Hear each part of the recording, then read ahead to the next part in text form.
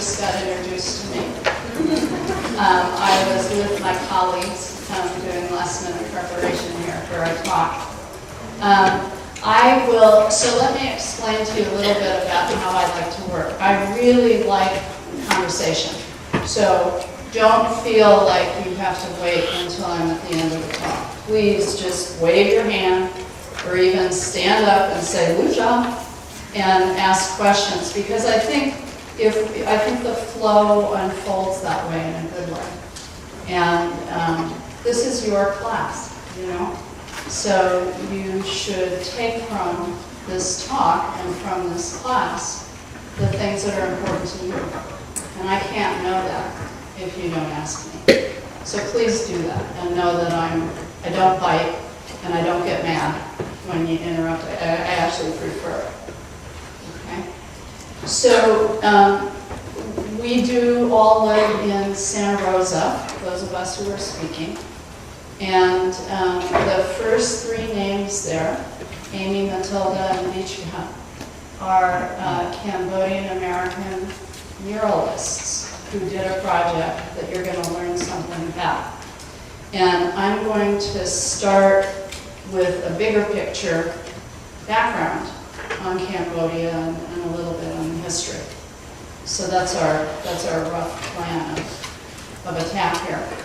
So just so that you know, Cambodia isn't in Africa and it isn't in Antarctica.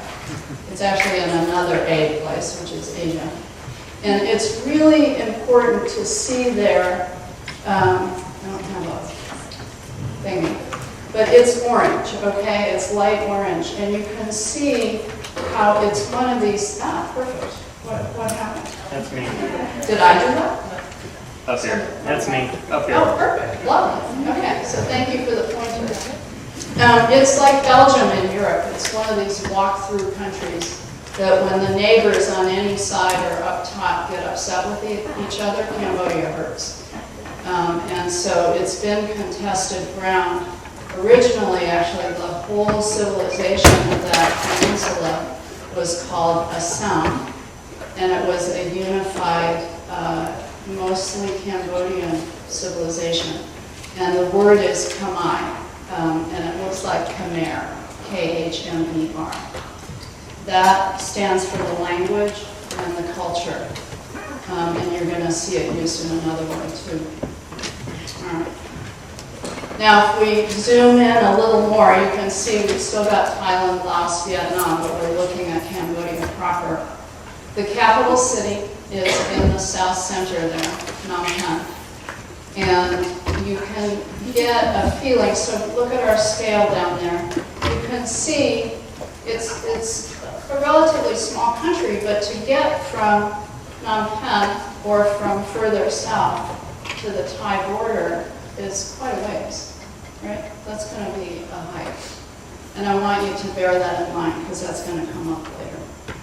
And then you can see the rivers. And the other thing that is not totally easy to see, but if you follow the blue down from Phnom Penh through Vietnam, that's the Mekong River. Oh, it's labeled way up there. So Cambodia and Vietnam, along with Laos, actually all share the Mekong River, which is one of the huge life arteries of that region. And some Cambodians are Vietnamese Cambodians who live and work on the delta. And then there are also Chinese Cambodians. There are actually many ethnic minorities.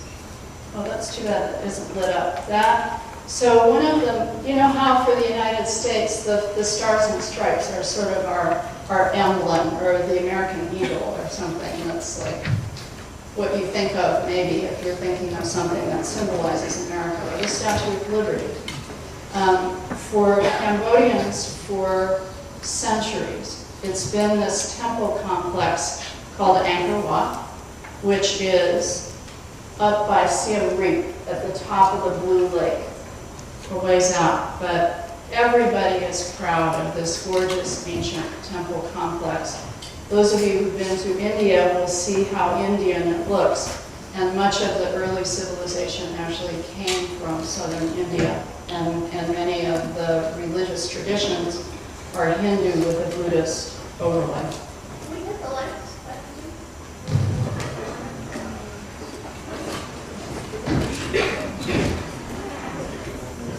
Great.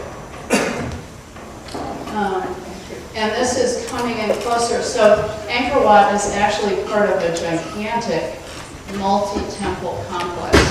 And people are unearthing more and more and more and more. I don't have anything that'll show you a sense of perspective, but these are tens of feet high. And you can see the faces, the serenity of the Buddha that's embedded in the rock in the temple complex. And there you go, there's one closer up. And I wanted you to see, here's a current day nun. Look at those two faces. You can see how generally people make art that's like who they are. And there we are. Okay, so for about 1,000 years, we have the Khmer civilization, and the Angkor Wat temples are from that time. And it was a beautiful, amazing time, a very complex language and culture, but also irrigation systems.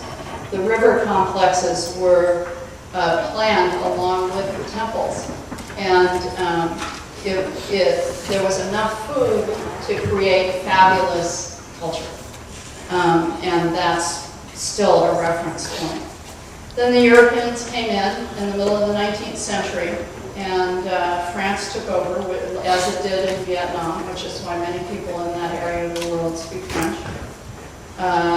Japan took it over briefly during World War II.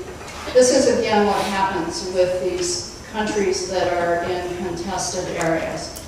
And I'm sure you're looking at that with some of the other genocide places, Central Africa and that kind of thing. So under then King Sihanouk in 1953, it actually was able to declare independence and become an independent country. And there was a lot of jockeying, and for various reasons having to do actually with the Vietnam War, Sihanouk broke off relations with the U.S. And let's go back to the map. So again, if you look at the far right there, you can see Vietnam, and it's not marked out north and south because it's a more recent map. But during the years of the Vietnam War, communist North Vietnam, which we were fighting to keep from extending into the south, that was the fear of the United States, was creating supply routes west, looping through Cambodia to supply from the north into the south. And that, oopsie, sorry, was not happy for the United States. But it was, you know, the Cambodians and the Vietnamese were somewhat uneasy neighbors.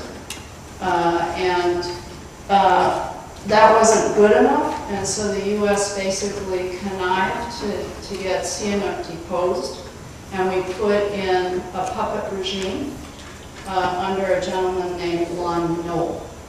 And Sihanouk realized that he was outmatched, and he made friends with Lon Nol, which is a very typical thing in Cambodian politics. You get toppled by the enemy, you might as well join them. There's still a lot of resentment about that, and those resentments surfaced in October when Sihanouk died. While that was happening, there was a lot of resistance to that government that was local resistance that was funded by North Vietnam and China.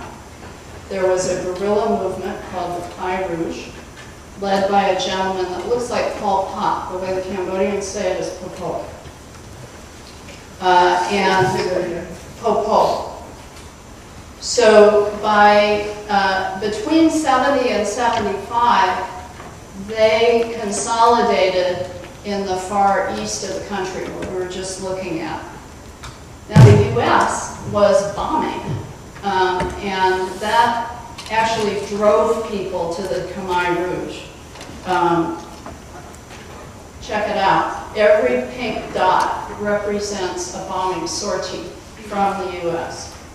So over 100,000 sites, over 200,000 bombing missions, almost 3 million tons of ordnance, of bomb material, much of which is still in the countryside, and much of which is still unexploded and causes horrific damage to people, and also creates a situation where what was farmland isn't usable. And before the Khmer Rouge, we had killed between 3/4 and 1 million people with the bomb attacks. And many of our neighbors in San Rosa, our Cambodian neighbors, survived these bombs. In the clinic with the women that I work with, one lost a husband in a bomb attack, and one lost her infant baby. And one told me that her name was Lucky in Cambodian. I said, why? She said, because one of the bombs killed 6 of my mother's 7 children. So she named me Lucky. She changed my name because she thought then I would spread my luck to the rest of the family. Then in 75, April of 75, this guerrilla movement had grown enough so that it moved in on the capital city. And they were only in power for 4 years. But in that 4 years, they completely turned things topsy-turvy. Their goal, and I think I have another slide coming. Yeah, let's go here and then I'll double back. So in the mid-60s to mid-70s in China, Mao Zedong started a movement called the Great Proletariat Cultural Revolution. And the idea was that China was going to become this perfect socialist society that was going to be led by the people who've been the underdogs forever, led by illiterate peasants. And the prissy people like you guys in the cities who were getting an education were going to be sent down to the countryside to learn how to farm, to learn how to do real things, and to have a better appreciation for what laborers and farmers and agricultural workers produce. So that was the vision of Mao, and it was tremendously destructive in China, about 3 million dead, and also immensely productive. The health system changed over. Some people would say that China's current level of income and prosperity couldn't have happened without that movement. So it's a very mixed bag. So in Cambodia, the Khmer Rouge, who were close to the Chinese, thought, okay, we're going to one-up them. We're going to do a super cultural revolution. And we're going to show them one better. So they basically targeted the top most educated people. If you wore eyeglasses, you were a target. You'd get shot or you'd get beaten to death because bullets were expensive. Doctors, judges, teachers, bureaucrats.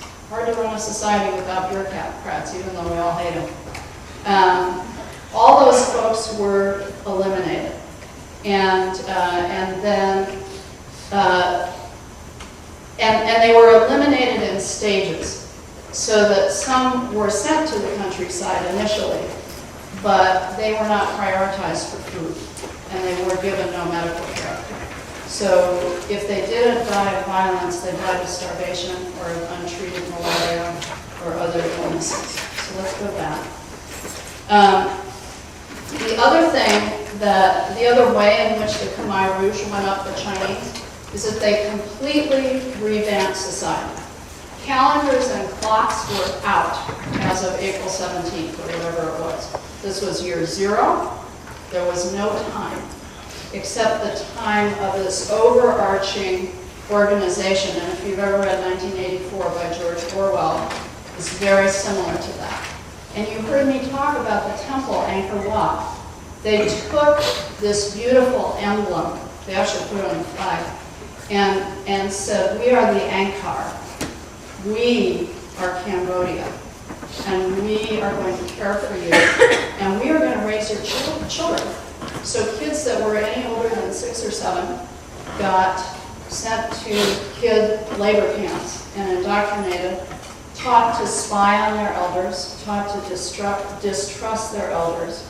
And those of you who are familiar with Asian culture and families can imagine how awful it would be if you've been raised to honor your elders, to suddenly be in a world where your elders are suspect. And if you're the elders, and you carefully honored your elders and expected that it would be the same for you, you can imagine what a shock it would be. There were forced marriages. Marriages were broken up. And right now, we'll talk later about the War Crimes Tribunal. I think 2 weeks ago, they decided they were going to classify those marriages as rape. And there was a decision made in Phnom Penh to prosecute rape as a war crime. The other thing is they did away with money. Again, we think we hate it, but try and run a society without it. It gave the Ankar, the party, much more control. And it created a barter system where not everybody was equal because not everybody could produce their own food. People got shot for stealing a potato. And I have stories from the women that I work with in Santa Rosa that are just phenomenal for their resourcefulness. One woman who was desperate, to feed her young kids, went out. She knew they had been planting potatoes. She went out in the middle of the night. She uprooted the young potatoes, took the tuber, and stuck the green stuff back in the ground so she could go back and feed the raw potatoes, because she didn't dare make a fire, to her kids. Other people, of course, ate snails. Some people, including a great aunt of one of our speakers today, stuck by her Buddhist precepts, and she ate no snails, bugs, no living animal flesh during that time, and she suffered for it. The people who were able to overcome that barrier got the protein they needed to better survive. Then some of you maybe are familiar with the Buddhist idea of mindfulness, and there's a certain kind of meditation that comes from the early Buddhism that is still practiced in Southeast Asia. And the Ankar took over the language that would have been so important in this culture and said, we want mindful new people. Mindful meaning, so you're going to be the best socialist you can. You're never going to eat if you're hungry. You're not going to steal food to feed your kids. Everything got turned upside down, and I think it's really important to understand how radical that change was. That's Pol Pot. He died in 1998. His party turned on him, and they did a trial and basically exiled him, and he died within a few months in the jungle. Okay, so most people say about 2 million died in the years of the genocide. Again, same thing. The monks also were targeted. Most of the temples were destroyed. There were maybe 500 monks left at the end. And there were at this point, the mapping, mostly done through a documentation center in Phnom Penh, but also with Yale, has found more than 20,000 mass graves in this itty-bitty country, and they're still digging them up. There was one that was unearthed in April that has about 8,000 people. This is a very famous, the top, what is this, left, is a very famous, well-known building to Cambodians. It's the memorial to one of the killing fields at Chong Ek that also was a site of about 8,000 deaths. Down in the center, you can see mass graves, 86 in this little area. Please kindly show your respect to the many million people. In this ground, you need to be aware that you're probably walking on bodies, and that's an important issue. Maybe can we take the lights down a little bit? Is that all right? Or do you see well enough? That's okay. People walked across Cambodia. That's why I wanted you to see the distance between Phnom Penh and the Thai border. Whole country basically walked to Thailand because that's where the Red Cross and the UN set up refugee camps.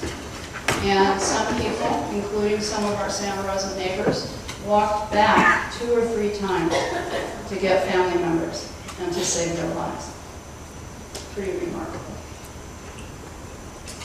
Here's a little picture of there were many camps in Thailand. This was the biggest one. It was called Site 2.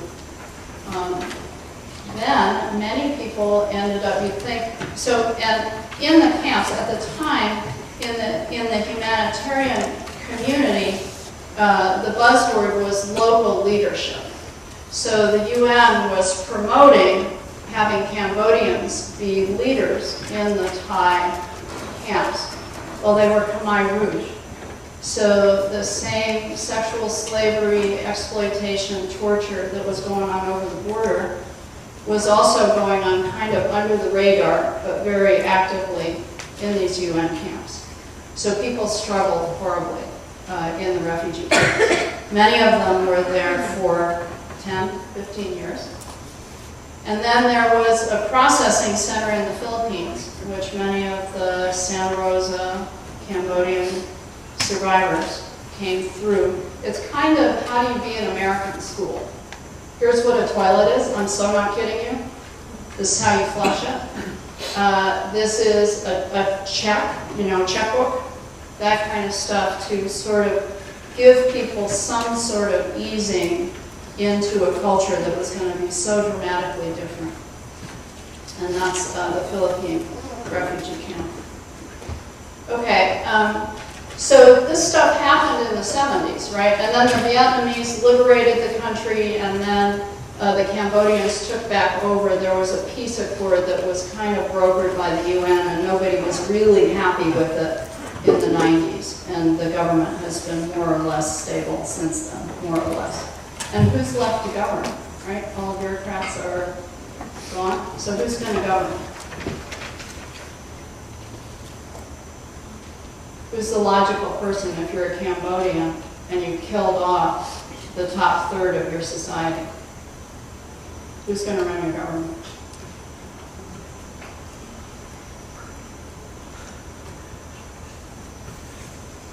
Khmer Rouge.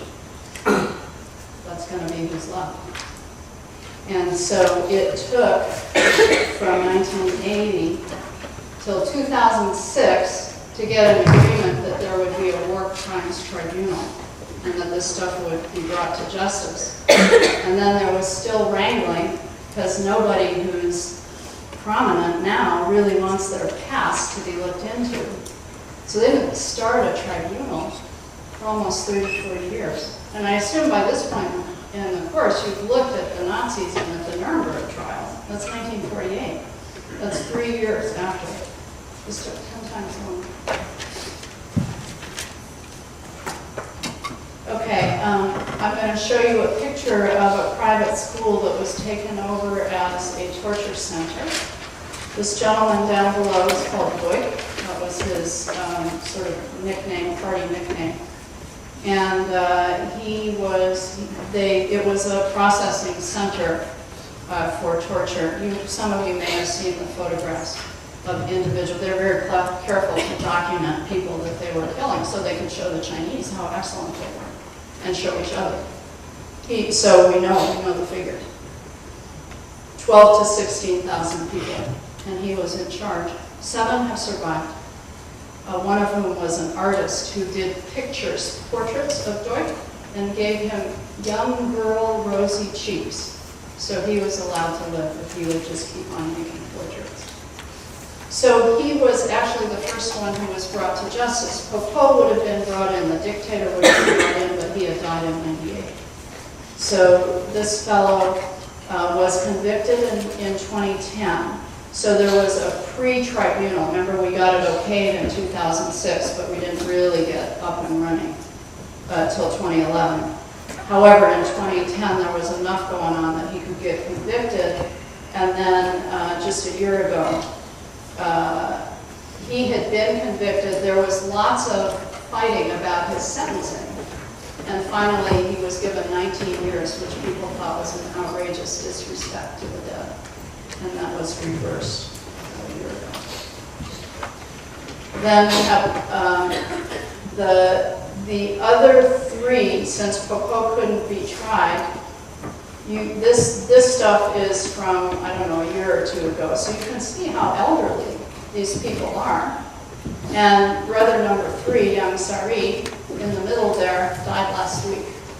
And this is one of the concerns, is that there's another woman who was part of the ruling clique who's got Alzheimer's, and she's got Alzheimer's so badly she can't stand trial. So there's a lot of concern. Again, I'm assuming that in this class, if you haven't already, you're going to be talking about justice and historical memory and the role of truth and reconciliation. Sometimes those goals are in tension with each other. But if you don't have people around to convict, it becomes much more complicated. It's not impossible, but it's a lot more complicated. And all the wrangling has served a double purpose of getting the leadership holy. So people came to the States. In '75, there was kind of an exodus of people who could afford to get out and who the U.S. didn't make problems with in terms of visas. So they got out. It was a small number. And then Congress in 1980, once more of the publicity began coming out because the Vietnamese saved the documentation from the commanders. The Vietnamese came in 79, late 79. So these pictures were coming out, again, just the way the camp pictures came out of the Nazi genocide, and suddenly people had a whole different idea about what was going on during the years prior. So the U.S. Congress said, okay, these folks need to come in as a special category of people. And they were given refugee status by the UN and ushered quickly here. Some went to France. And then, since then, there's been a kind of trickling migration. And actually, most of the Cambodians in Sonoma County have come in since 1980. They're part of the later migration, which means they had the longer time in the Thai refugee camps. And one of our speakers actually was born in one of those camps and came when she was 3. So the folks who are here, this is from a survey of 450 people that was done in Long Beach, which is the biggest U.S. Cambodian community. 99% nearly starved to death. 96% were slave labor. 90% had friends or family murdered. 54% themselves were tortured. Very, very many went through violent death, sexual assault, and forced marriages. Witnessed or underwent violence not only in Cambodia under the Khmer Rouge, but then in Thailand, or again under the Vietnamese, or even in the Philippines. Because of the difficulties with medical care, like where are your providers? No doctors, no nurses, no supplies, no clinics, all gone. Malaria was treated sometimes with teenage barefoot doctors who would grind up bark, who were doing the best they could. So most people who got sick with malaria didn't get treated, or dysentery.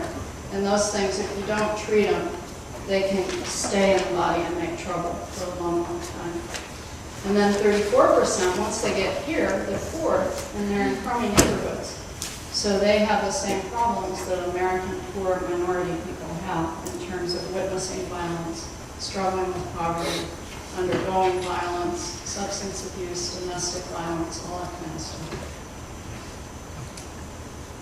So, like I said, 1982, we got 300 Cambodian families. As of 2010, Cambodians alone are 0.7 of our population, 0.7%, a little less than 1%. And if you look at that whole area of conflict from the 60s to the 80s, about 5% of the people in Sonoma County have had probably quite direct experience with it. There is a temple in which you go. It's a beautiful temple in a trailer on agricultural land on Golf Course Road, and very open to people to come. They would be happy to have you. And you probably have some sense of how crucial Buddhism is for Cambodian culture. Every village had its pagoda. and the pagodas were destroyed and the monks were killed. So the monks here are young. They're post-genocide monks who were trained by the few survivors in Cambodia, and then the few genocide survivors who were monks in Cambodia. And then Cambodian communities in Fresno, San Jose, Santa Rosa, Long Beach have paid and made arrangements to sponsor clergy to come in. So in Santa Rosa, we at this point have 3 monks, and that's a huge accomplishment. And they're really spread thin because they're driving to San Jose and Fresno and these other places that also have monks, but there's just a tremendous demand. Because you need a monk for a wedding. You need a monk if someone's put a spell on you. You need a monk if someone has died to say the proper prayers for the soul, not just once, but over a long period of time. They're very, very busy and they're very important. So these folks that are here in the States, not just in Sonoma County, there's a literature, unfortunately, on genocide survivors and what their mental health is like and how they live. And in that literature, people talk about how Cambodians are just amazingly silent. They're the hardest group. In fact, the first time I talked to Myrna, which was several years ago, she said, Lucia, can you get me some people who'd be willing to tell me stories about what they went through? I don't have any stories, and we're running a genocide study center. I can't find anybody who wants to talk about it. And that's because it's partly cultural. It's partly situational. If you, in fact, I run a support group for first-generation survivors. It took 1 year for everybody to be comfortable talking them through. And there are people who still won't come in. We're now starting our 4th year next month. Because it's so much like a re-education group. And one of the women told me a month or 2 ago, if you were in those forced re-education groups, which happened at midnight after you've been working 12 hours, and you said anything, you would get taken out and get shot or killed. So the idea of coming together in a group to speak is really hard, and that's a historical situation that's overlaid on a cultural prizing of reticence, really, and privacy.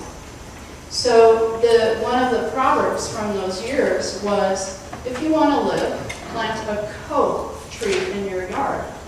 Cope is a synonym for cope, silence. So if you want to live, shut up. Very hard then to overcome that deeply ingrained habit on coming here. And our society is crazy, right? We want to know stories. This is working at cross purposes. We're so very different. Now, the Khmer government would just as soon forget that this stuff ever happened for the reasons that we talked about, same stuff that held up the tribunal. So until last year, there was nothing taught in the schools.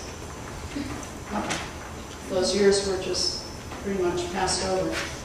And how many of you knew anything about it from high school? How many of you ever heard about Cambodia? 1, 2, 3, 4, 5. Okay, so 6. Not too many. Not too many out of a room full of people. Right? We haven't prioritized that either, and it's because that time in U.S. history is one that we haven't come to terms with either. We don't really feel good about Vietnam, and it's a bitter divide. So you're going to hear more about this. I'm not going to say more about it because you're going to be talking to people who grew up with survivors of Satisfies. So here's a 9th grade government textbook from, I think, 2010.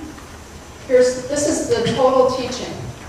From April 25th to April 27th, the Khmer Rouge leaders held an extraordinary Congress in order to form a new constitution and rename the country Democratic Kampuchea. A new government of the DK, led by Pol Pot, came into existence, after which Cambodian people were massacred. So pretty good, they got in the massacre, but compared compared to what little you just got from me in the last half hour, it's not so big. And I bet you there weren't pictures.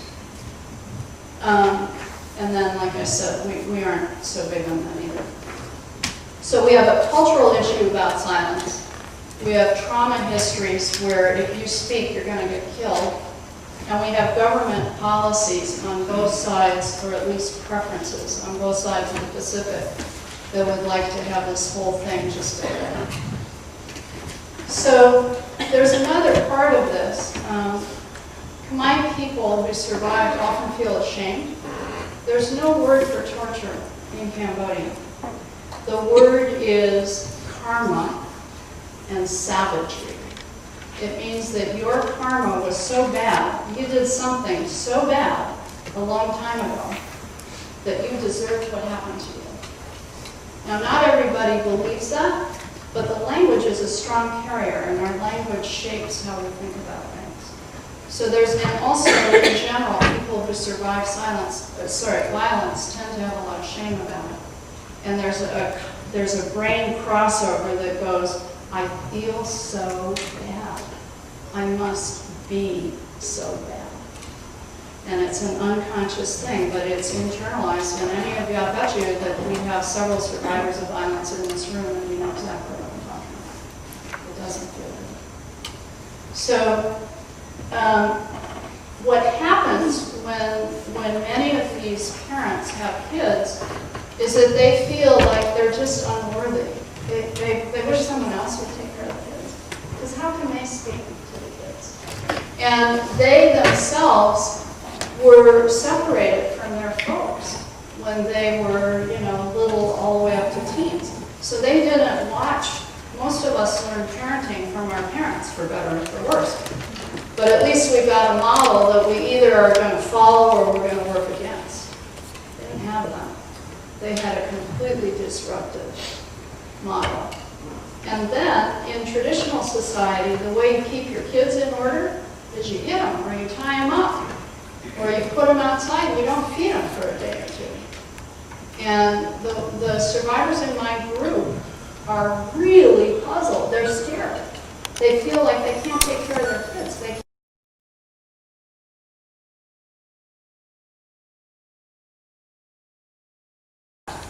would. And it's very interesting. I work with women who are survivors. They're very aware of the U.S. rules against domestic violence. And so parents will lash out with rage that's way beyond the trigger from the kids. And it's bewildering to everybody. Because that's not part of, you can beat your kids to a certain degree, but this level of rage is nuclear. And it's part of why parents stand back. It's part of the pain in these families. So, research shows that even with all of this, the kids really respect their parents. And many of them have no idea. Remember, the parents are quiet. So they might hear funny stories about Cambodia, they might hear nothing about it, but they've grown up with a parent who screams in the middle of the night five nights out of the week, or who suddenly might act as if there's someplace else during flashbacks. So something's not right, but there's no known context to talk about it, because that history isn't out there.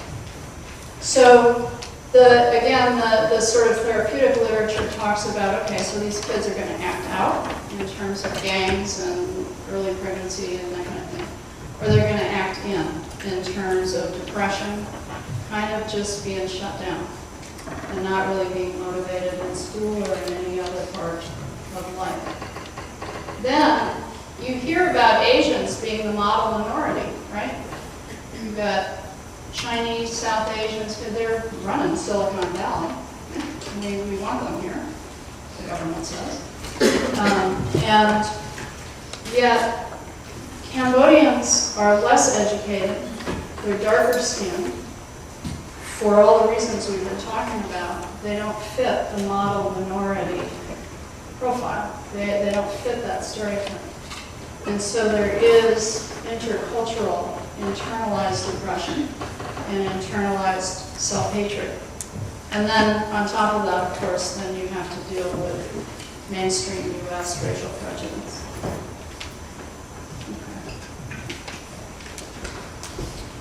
Okay. So if part of what happens then is what we call American kids, Khmer American, second generation kids, don't really know, they know there's something.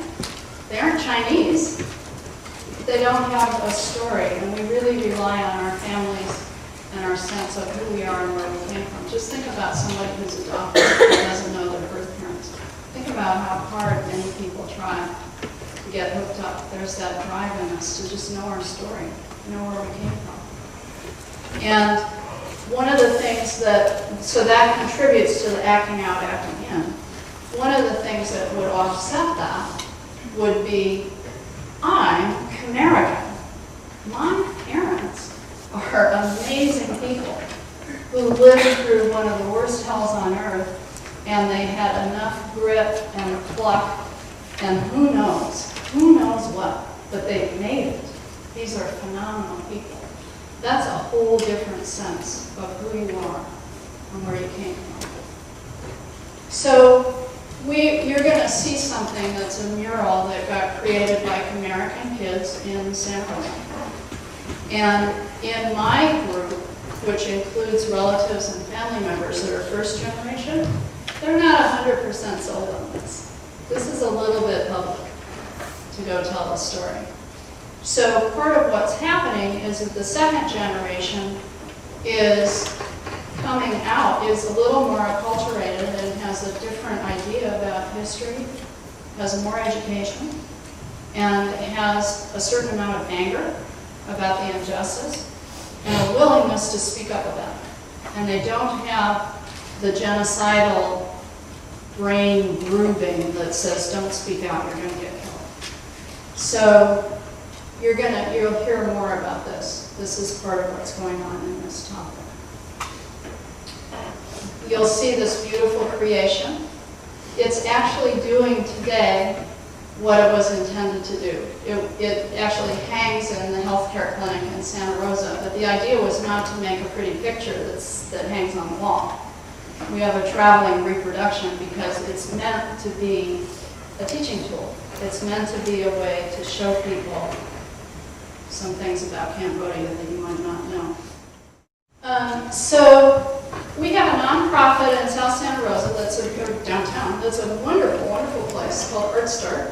And I would really urge any of you to get involved with it. Here's their mission: provide job training, actually in the arts, mentoring and fostering life-changing breakthroughs by way of a stimulating work experience, making public art in the arts for all of Sonoma County youth while creating public art for our community. So businesses, private people, communities who they have a vision or something they want to create will come to Art Start and say, we'll pay you. We want this series of benches or this sculpture or this mural or whatever. There's a restaurant in downtown. It's a restaurant or bank that has all animals, the farm animals. Cafe.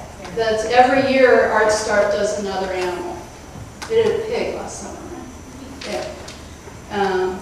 So the students who are part of this are paid. They go to work every day. This is their summer job. And they're mentored by senior artists. And they learn the business of being able to do art and make a living. And that's an unusual thing in the United States. So then that was the mission statement. Here's the vision statement. Our vision is to create a healthy community that takes pride in inspiring and supporting our young artists, a community where the diversity of talent and perspectives are encouraged and celebrated, a community that finds inspiration in the joy of the creative process. The humanity of art influences, enriches, transforms, and teaches all of us the spiritual expression of being human. And they really mean that. And we'll see what you think about that. So you can maybe recognize some of the spaces here. This is the early stage of what you're going to see the copy of. And the copy isn't quite to scale. You can see that this work is huge. It took step ladders. It took all summer to do it. Besides the American young women that are going to speak to you today, there was a European-American apprentice as well, and then 2 other artistic supervisors who were part of Art Start. And that's the way these projects are run.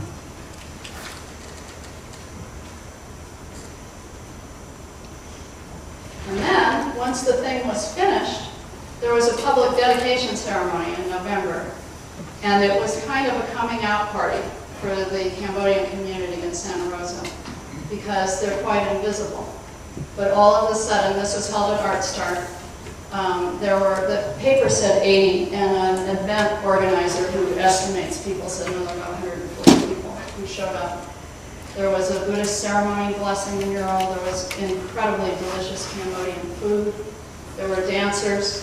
It was an amazing way for the Cambodian community to become visible in Santa Rosa. And then the mural itself now hangs in the clinic.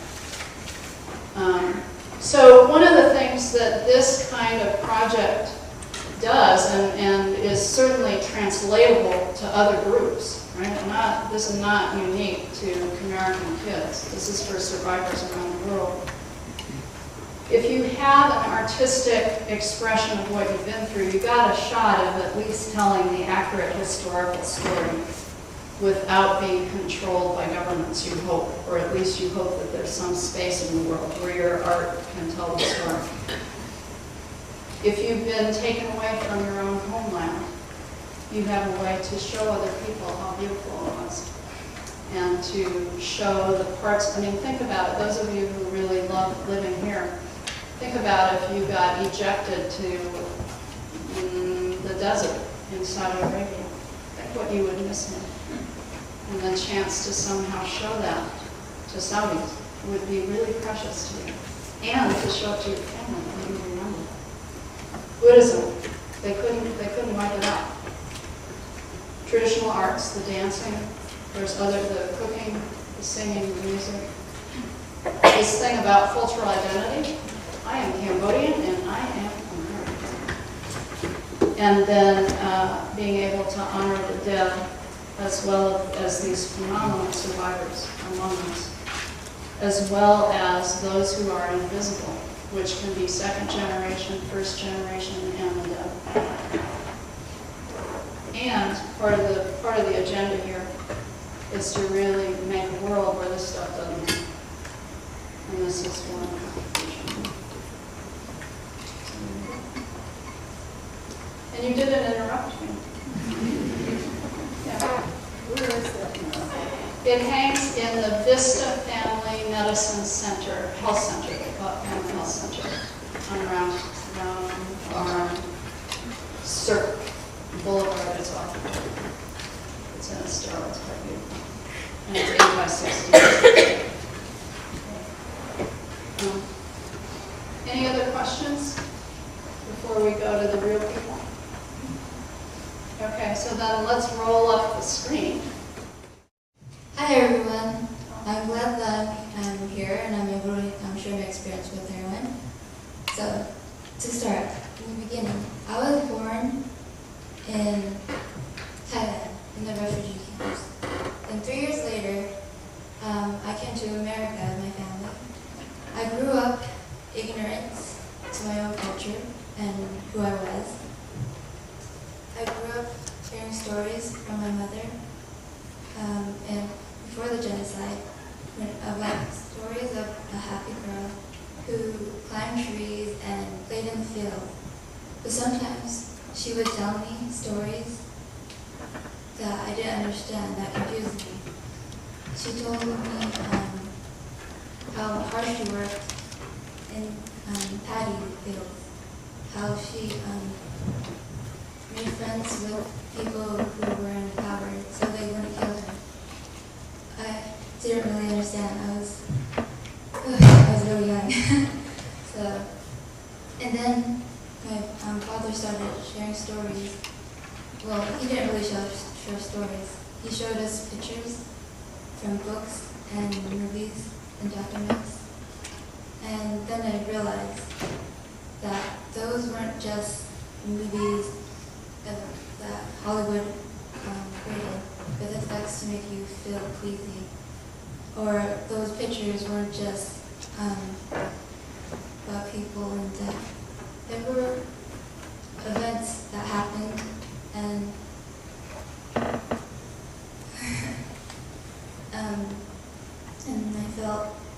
I just realized in my ignorance, I felt sad, anger, and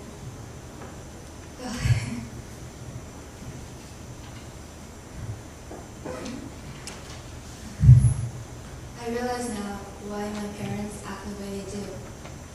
Why my mom screams and tosses at night. Why my dad never talks of his past, of his home. Why they would stay up at night with the TV on until they fell asleep. Oh, sorry.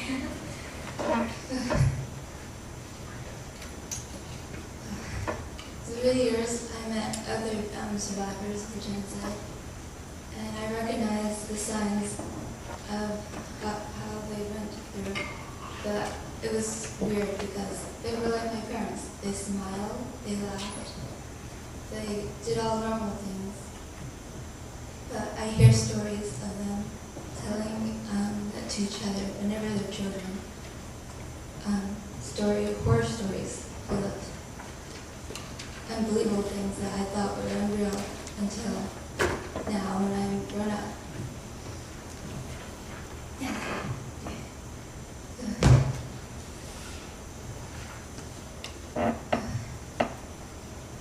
During this project, it helped me a lot to bring my parents out and talk to me. My father was the hardest because he closed up like a clam every time I asked him about his past. But finally I got to sit down with him, and he would act all like luxury, but incidentally he told me of his family. He lost a lot of his brothers and sisters, nephews, cousins, aunts and uncles. And he would just look away for a while and then tell me the story of people with this truck coming up to collect people and then come back empty. His brother had thought that they went to like another place that had food. He wanted to go. So he would ask the Khmer Rouge to be taken there, but they would always deny him. And he persisted and persisted. And then they finally told him, "Do you want to die? Because if you go there, you will die." He would tell me more stories. So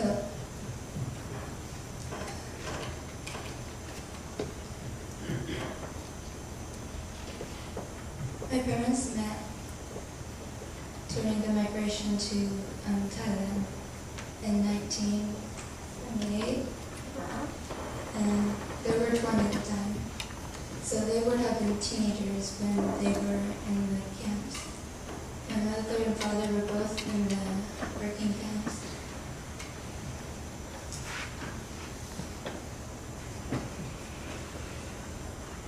And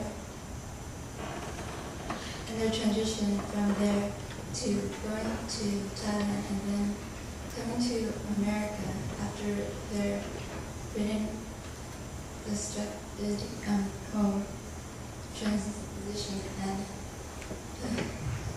and I'm glad that I went through this because I feel less ignorant. I feel more renewed, I guess, of everything now, and I understand how I feel. Thank you.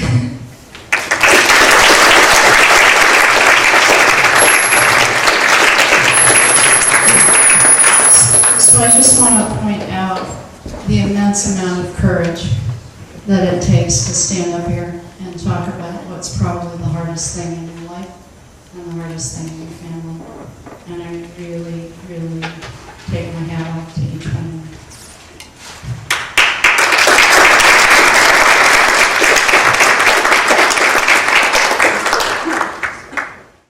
To begin with, when I was very small, I didn't, there's lots of things I didn't know, because my parents wouldn't tell me.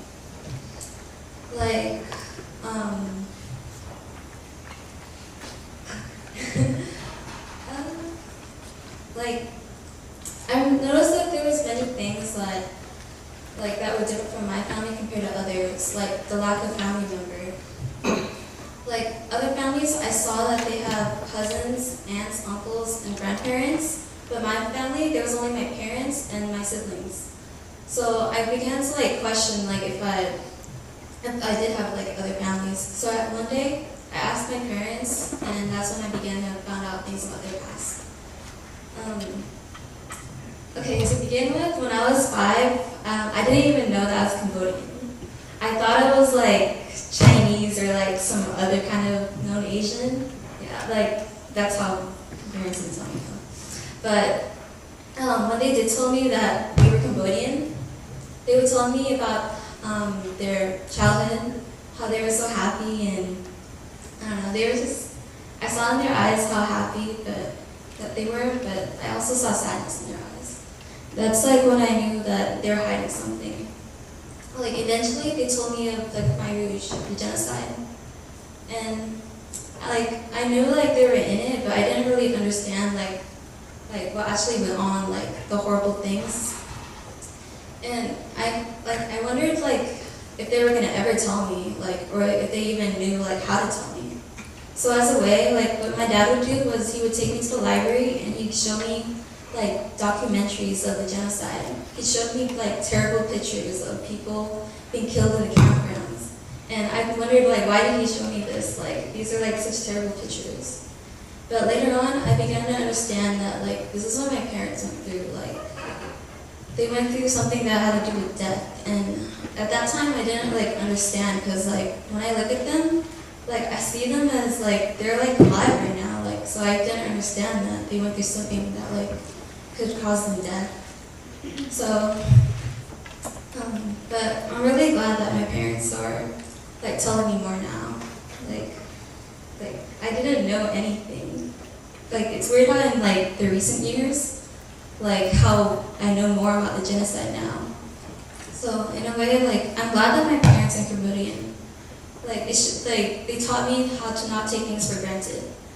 They taught me to be grateful for food, clothes, a house, and to be alive.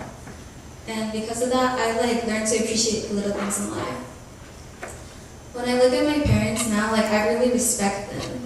When I look at their tired, worn out hands, I can tell that they're strong, hard workers. And I'm really proud of them, and I'm really proud to be Khmer American. Thank you.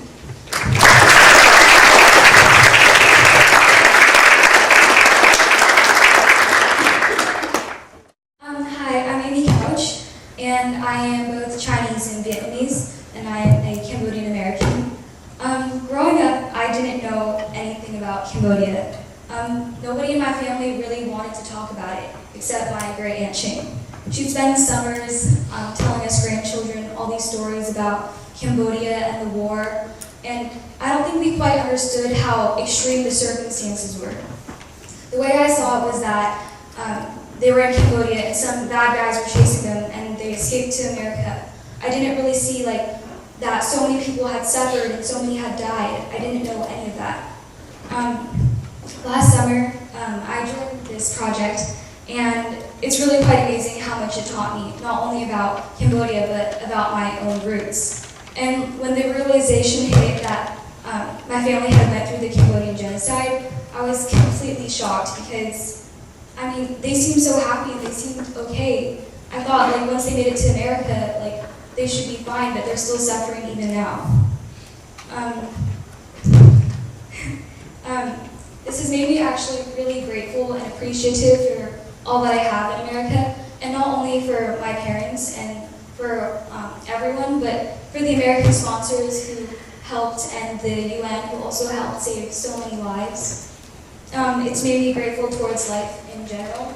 And I feel as if one of the reasons why we did this was to spread genocide awareness. Genocide, ever since I was young, was something I associated with people like Anne Frank or people in the German Holocaust and the Native Americans. I didn't think it would affect people in my own family. And it's actually happened countless of times throughout history, and it's really quite astonishing because I had no idea. And the Cambodian genocide, it happened in the 1970s, and that's only about 40 years ago, and it just seems so recent. I think that the reason why people don't understand the genocide or don't know much about it is because nobody wants to talk. I don't feel like it's our parents' duty to bring up what has happened to them because it's not fair to make them talk about something so horrible. But I feel like it's our generation who has to speak to people and really let them know what really happened. Because in order to become a better society, I feel like genocide awareness is important so we can prevent it from ever happening again. Thank you.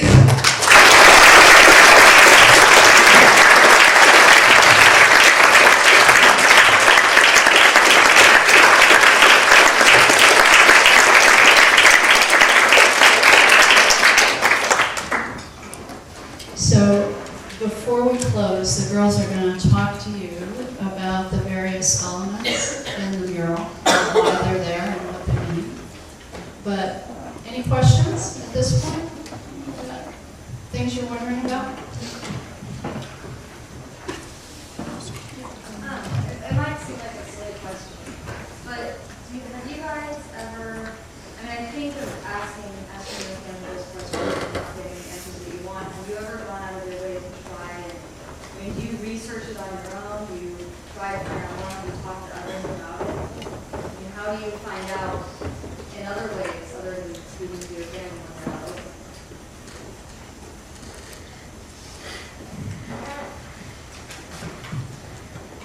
Well, growing up, I didn't really know who I was, and it's really awkward in teenage years. But yeah, I talk to older people, or I used to talk, and I learned it on my own on the internet when I do come across it. But a really weird subject to go across skeptics in my country. I felt sad because but they were still getting out of what they went through. I try to be helpful, but yeah.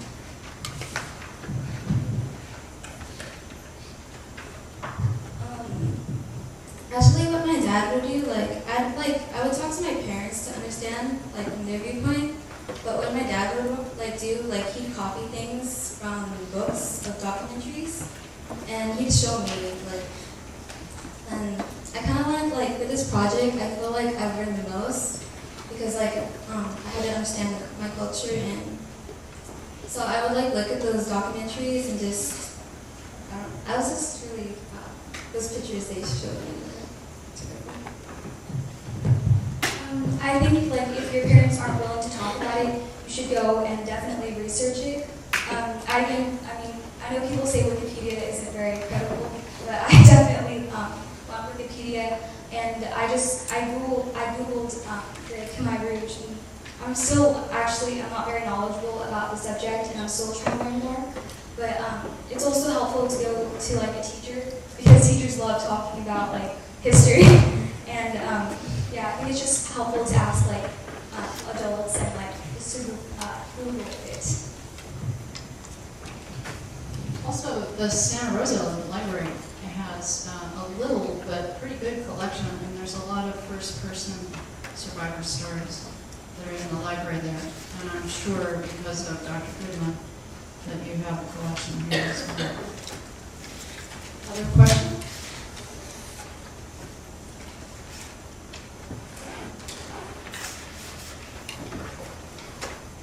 How did Vietnam War influence the perspective of the surviving people when they came over?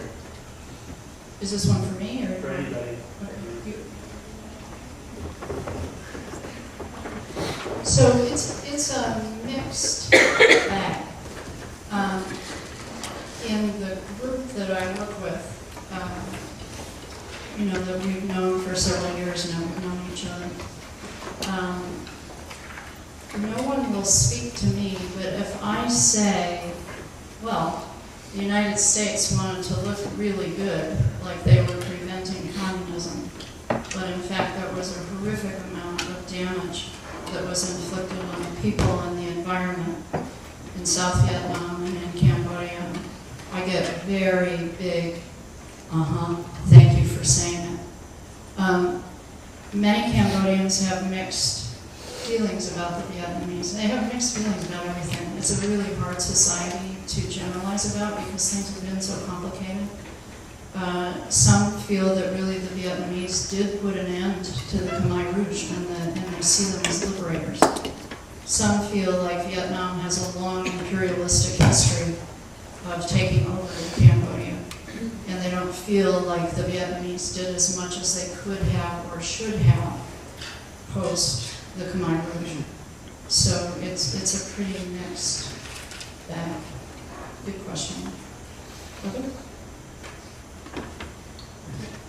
In terms of being able to, I guess, incorporate both your parents' generation and your generation in order to kind of come to a, not necessarily a reconciliation, because I myself could never impose that on anybody, but as a society, both within your community, but also from where you're living now in Santa Rosa, is it been that the arts and maybe other community events such as like a festival from your culture, is that the next step in, I guess, being able to spread the knowledge and awareness? Is that something that you three feel that is going to be the easiest way to, I guess, bridge that gap? Or is it that mostly through art that you find that passion and that ability to express yourself?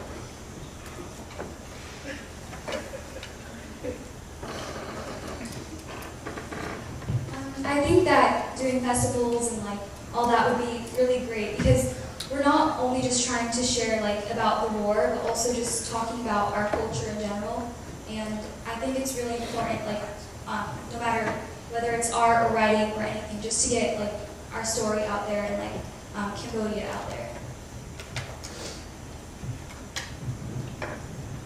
So, and one of the things that's marvelous about this is that it's a work of art, but it's also a jumping off point for conversation and for discussions about history and for personal discussions too.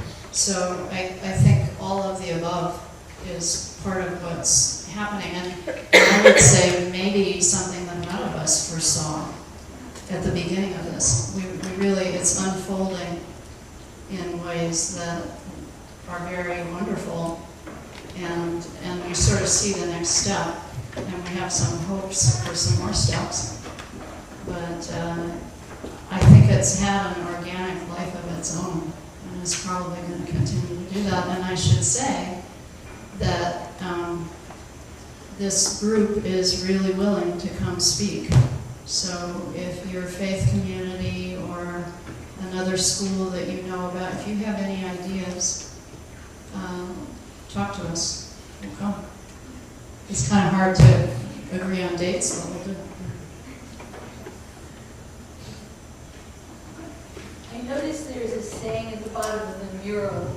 I bet I'm not the only one who could read it, but I'd also be very interested in why you chose that route and how that process happened, because I'm assuming it was a collaboration as well.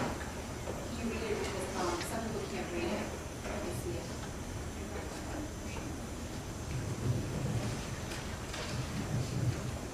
Well, it says to those who passed away, to the survivors, and to the inspirational people who raised their heads high even after the genocide. We chose this because it would put the mural together. It went straight to the point. We wanted it to be something to remember the people who died, and also for the people who survived. And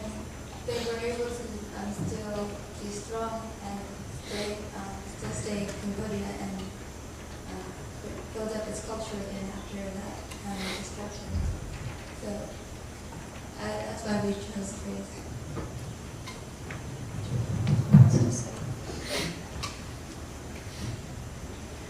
So many other groups, genocide groups, do more serious, well, serious commemorations. But is that something that you think would just not be a part because of health reasons, and this would be more of a way of communicating and commemorating? So maybe say more about serious. Okay. Really, everybody comes in, they have, presentations, and we do lectures here, we have these, speakers come, and they're scholars, and there's intellectual discussions, and so on and so forth.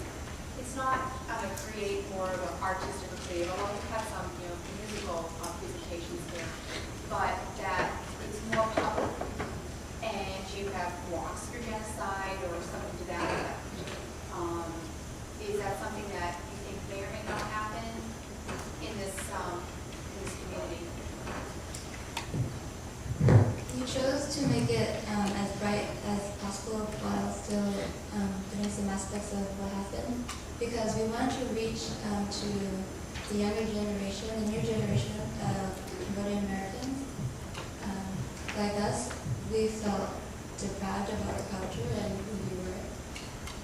So I thought that color would be more effective, because usually hearing stories from their parents would seeing pictures would maybe repulse them, or not repulse, repel them.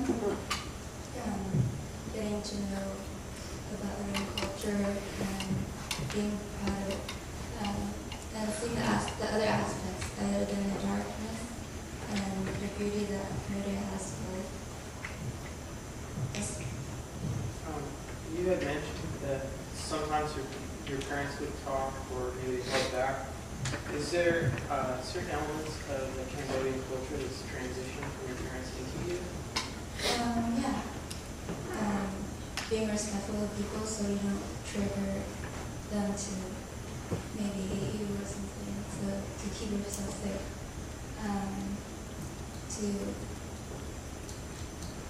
I guess, I'm not sure, but they wanted me to have a more happy life than what they were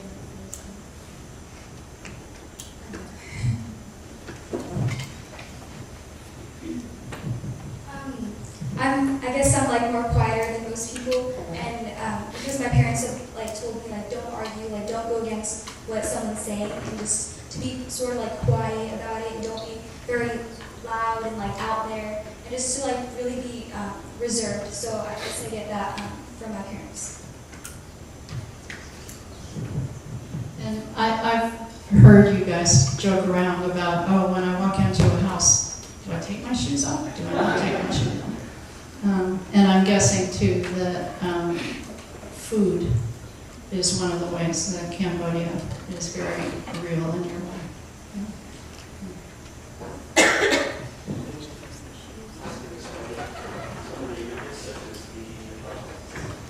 The representations that the background have in regards to the color, that they're from different shades, and then the clock, the correct clock, so maybe is that fish? Oh, right. As you can see, there's lots of colors. We decided to put lots of colors of bright and dark to show the different emotions. The bright colors represent the happiness of life in Cambodia, that people are still happy even though all these bad things happened. The boat right here represents the people who live off this water.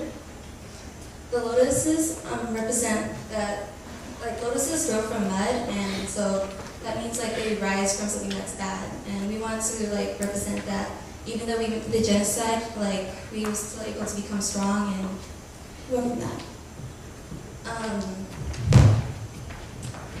The cracked vase actually represents a woman, if you can see the figure. Because women were raped in the genocide. And we wanted to like show it broken to represent the woman broken and stuff.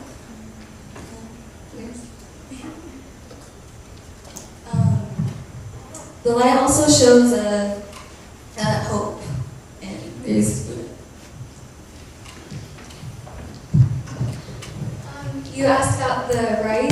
That represents like both the poverty that occurs, and then also that we eat a lot of rice.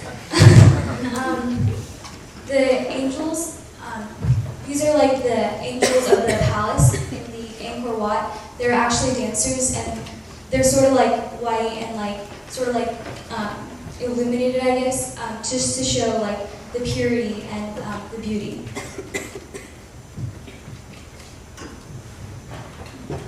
We wanted to put Buddha and in that light beam, so you can transition out and have the dark face, the darker colors fade out to show how light bring back hope. And there's a storyline transitioning from the genocide to bloodshed to people death and the migration to the refugee camps, and then help, and then going to America. And this building right here with the skulls, this is actually a real building. It's a memorial for all the dead in Cambodia. And the flowers that go with it are the flowers in Cambodia that are kind of pure and another representation of Cambodia. Here is Angkor Wat, the building that is most famous in Cambodia.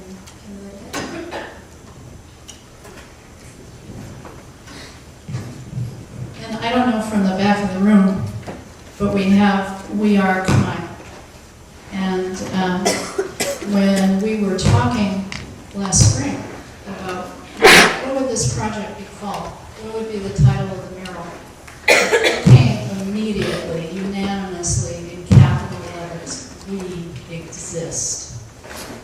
So it is a very strong statement about who you are and who your culture is, and the fact that you're done being invisible.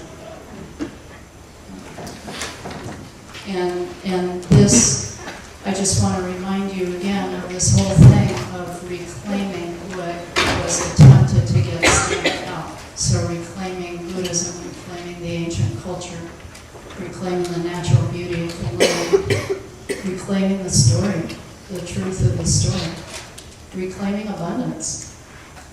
All of those things. It's actually a phenomenally uppity act to take back the goodness of life after that kind of help.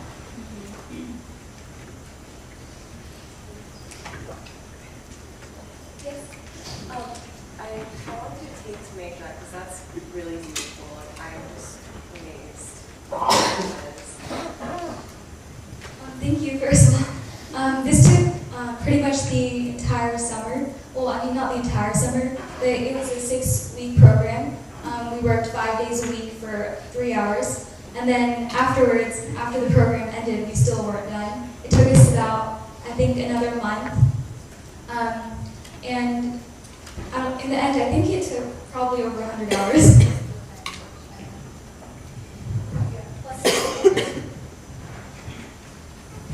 Well, and then you have to multiply by the number of people, which is twice as many bodies as you see up on the stage. So 100 times all those people. And that's right, there was a planning process, so we started almost a year ago, actually, yeah. Coming together from time to time. At the very beginning, the first thing I said, I think, or one of the early things I said was, I bet people think you're Chinese. And I'll bet when you say, no, Cambodian, I'll bet people go, huh? Yeah. So then we started with, okay, so when you think of Cambodia, what do you think of? What comes into your mind? What are the pictures that come to mind? And we just did a lot of brainstorming and sketching, and you guys were full of these amazing images. You know, the Mekong and the boat and the lotus were right there, and the color on the beach. We had color immediately, first session. It was huge. So that was, again, part of this process of just starting with where you are, coming together, seeing what you got, and then you push it a little further, and then you got more.